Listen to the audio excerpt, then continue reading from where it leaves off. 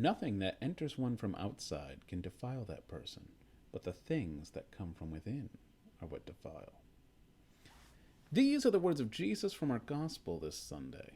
In it, Jesus and his followers are being scolded by the Pharisees for not following the tradition of the elders and ritually washing their hands. Now, this passage isn't about hygiene, it's a passage about priorities. Jesus is not necessarily saying that the tradition he's not observing is bad either, but he does contrast God's commandment and human tradition, questioning the prioritization of this practice over other more important things.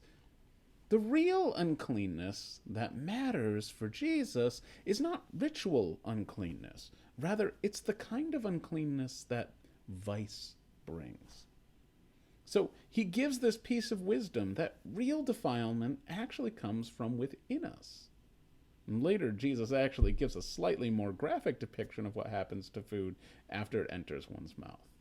But suffice to say, Jesus' point is that paying attention to our outward appearance is not significant if it's not accompanied by inner conversion. The real cleansing we need is interior, not exterior. Now, I already mentioned the word vice a moment ago. Simply put, a vice is a bad habit. And vices, like virtue, its opposite, have a way of becoming part of us and spreading within us. They are outwardly seen in our actions. And that's why Jesus describes the dynamic of defilement as coming from the inside out, not vice versa.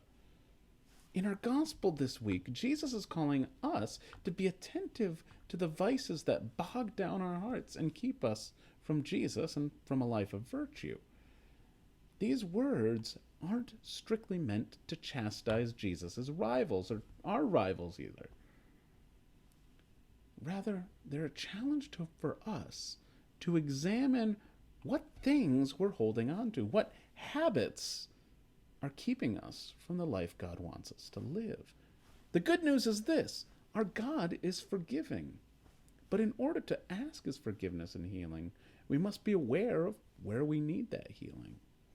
So let's take these words to heart today and ask ourselves what interior dispositions we have, and with God's help, locate where we need his cleansing and his healing.